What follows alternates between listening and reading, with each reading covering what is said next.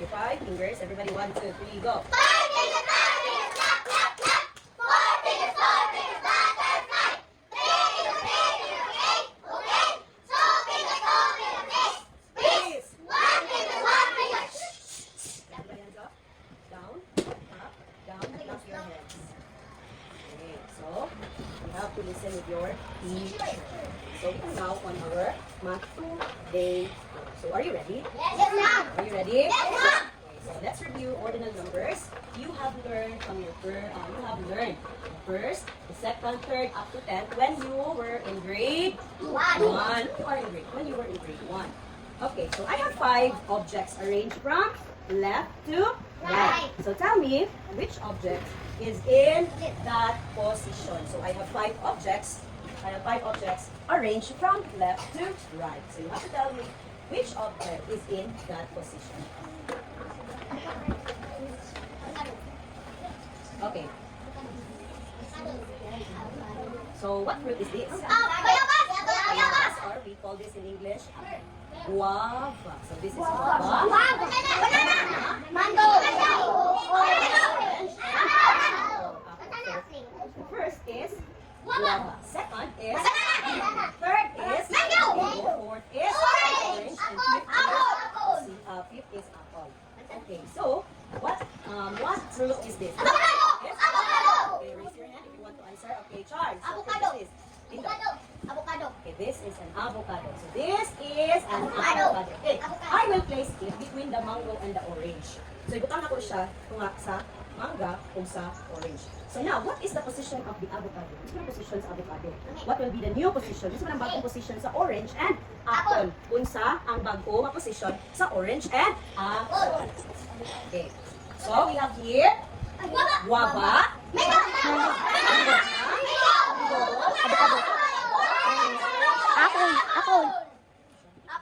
okay, orange and apple. So si avocado is placed between mango and orange. So now, since guava, kung sa kini guava ganyan, kung saan position ni guava ganyan? Ha? Kayo? First. Okay, let's check. Okay, so, first. Banana, Aisa, stand up, ha? The position of banana is in the second position. Okay, everybody say second. Again. Everybody say second. Second. Okay. How about Jasper? What position? What position, Johari? Ha? Third. Okay, let's check. Everybody say third. Third. Okay, now, what is the Kylie? Okay. If you want to answer, raise your hand and don't shout. Okay, Kylie? Huh? Stop. The position of the avocado is fourth. Okay, let's check. Okay, avocado is fourth. Now, what is the new position of the orange? Aubrey. Fifth. Say fifth. Again? Fifth. Again? Fifth. Again? How about the apple?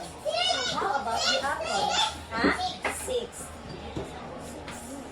Okay, apple is sixth position. Okay, so our objective this morning is to describe the position of objects using ordinal numbers up to 20. Okay, everybody say,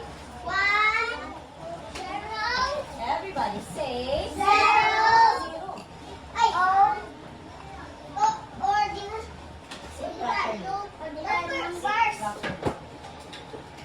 Okay, ordinal numbers. Then group 1, group 2, group 3, ordinal numbers up to 20. Okay, so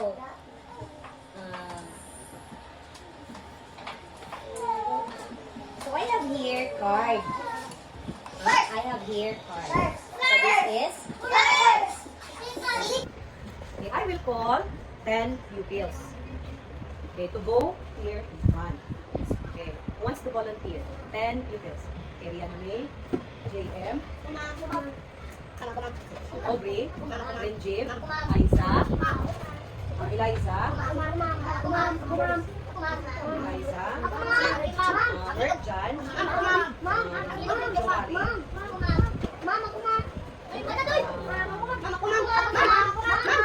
Ulo ko rin. Makumam. Okay, here, si John Wright, and Kylie. Okay, so nakakagaling mga isa ka sila. What they call this? 4, sorry? They are both naman. Okay, sige daw, Belle, let's read.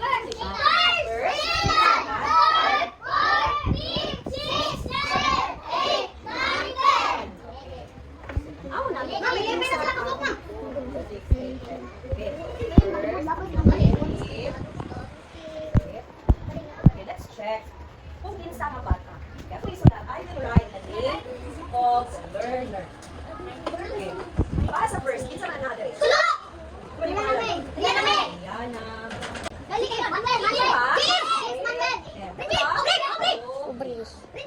Ako pa? Benjim.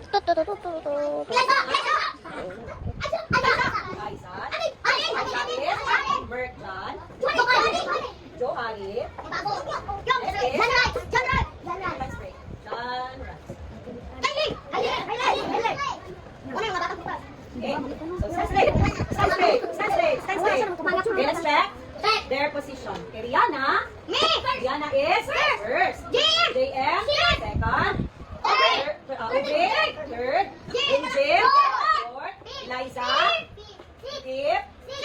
Aiza, sixth. John, seventh. John Rice, ninth. Who is in the seventh position? Seventh. Third. Who is in the ninth position? John Rice. Who is on the first? Go back to your proper seat. Who is in the fifth position? Eliza. Who is in the tenth position? Alright. Okay, everybody be seated. Okay, let's check. JF, in what position? Okay, sit properly. Hindi mo pinto. Okay, JF is in what position? Group 1. JF is second. Group 2. Eliza. Fifth. Third group. Johari. Okay, so next. Okay, I will call another 10 pupils to go to stand in front, okay? Okay, so the first one to stand here in front is Mark Angelo. Next to Mark Angelo is Ram James. Next to Ram James is Charish. Next to Charish is Jamaica. Next to Jamaica is Next to Jamaica, sit properly. Next to Jamaica is Ariela. Next to Ariela is Althea.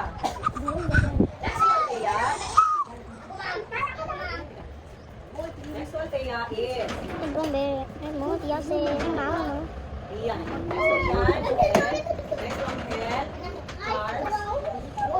Same as what we did a while ago. So you will name grade 2. Are you listening? Yes. Okay, so you will name your classmate according to their position. Okay, so David, ano yung pangalan?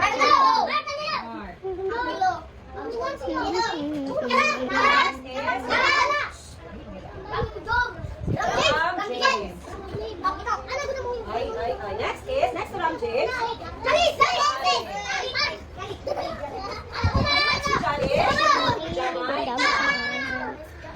Sit properly. Next to Jamaica.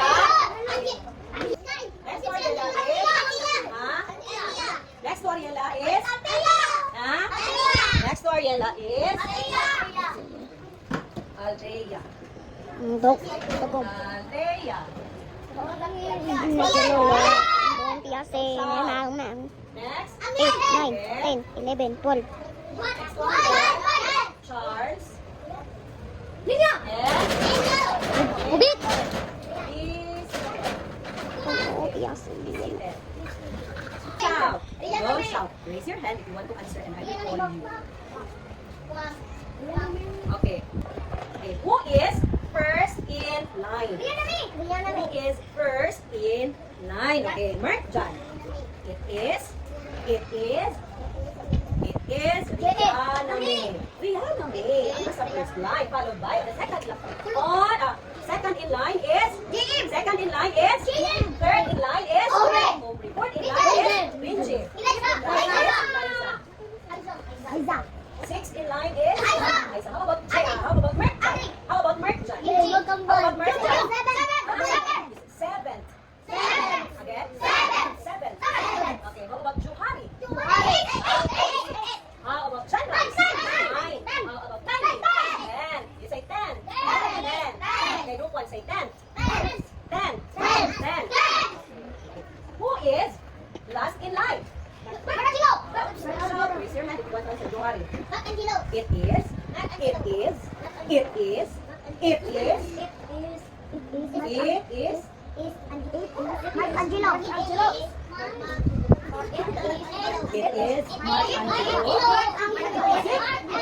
Is it Mark Angelo? Si Mark Angelo ba ang last sa linya? Is Mark Angelo. Daw, si Mark Angelo ba ang nasa last na linya? Last. When we say last, what's the last? Pinaunahan. Uy, tingnan po ninyo. Insa man ang pinakauwi sa linya, Anghel. It is si Ninyo. Ang pinakaulagi sa linya. So what is the position of Ninyo?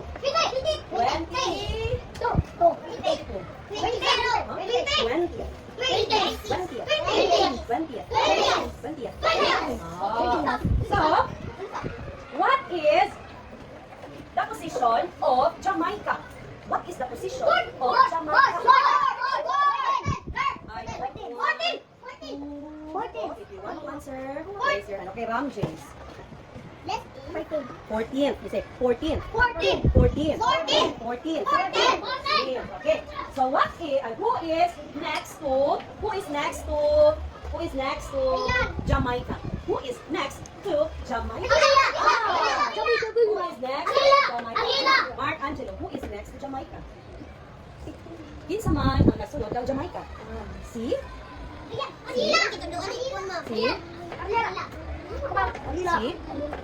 You sit down. Si? Ariela. So, what position?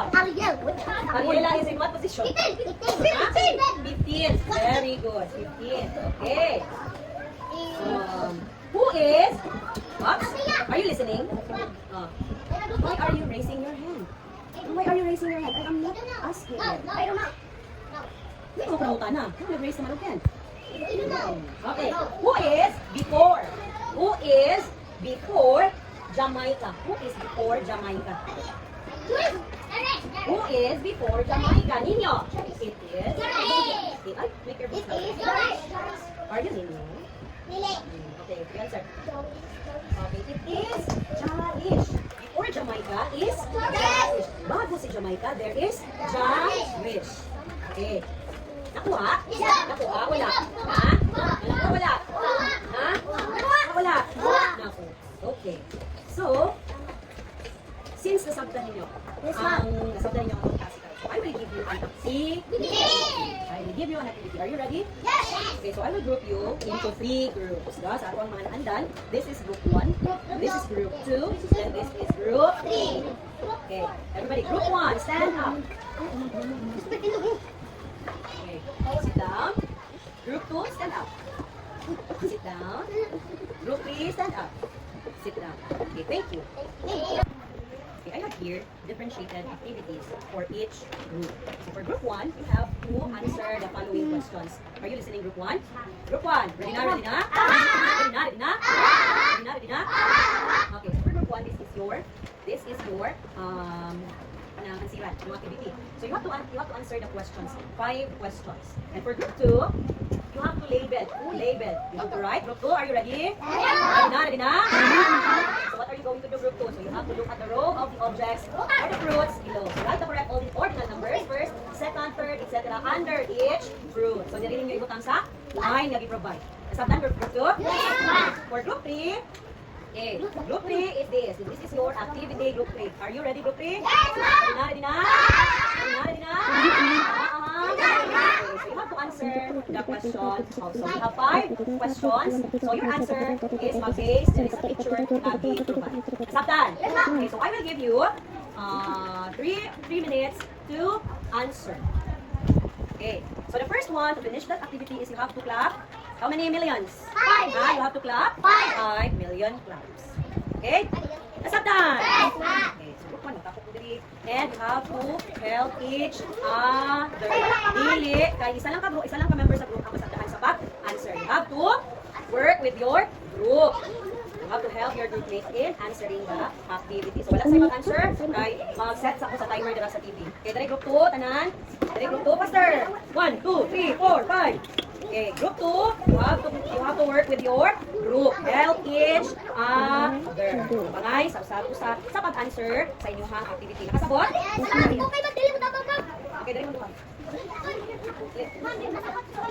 Okay, wala sa'yo mag-answer, kaya magkatagpo, mag-set sa timer. Read the question so that you can answer. Oops. Pencils up, pencils up, pencils up, pencils up.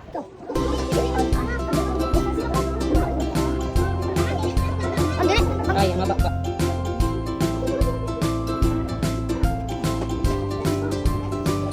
Under, sige niyo po, sige po.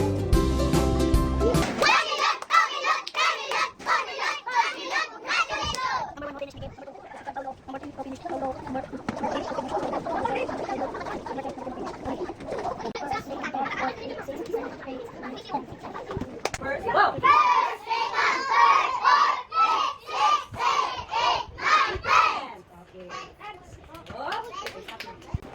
Okay, how can we describe the position? How can we describe the position of an object? How can we describe the position of an object or person in an arrangement? So, ano pa describe ang posisyon sa usa ka tao sa arrangement? Ha? Okay? Come on. Okay, how can we describe? Okay, very good. Through ordinal numbers. Okay, we can use ordinal numbers, first, second, third, and so on to describe the position of an object or a person. Klaro, hindi? So, nasabtan? Okay, our topic today. So, hindi nasabtan daw ano? What's the word first, second? What is that? First, second, third, fourth. What is that? Ordinal numbers. Nasabtan? Okay, so since you understand our discussion today, so it's time for you to answer the evaluation.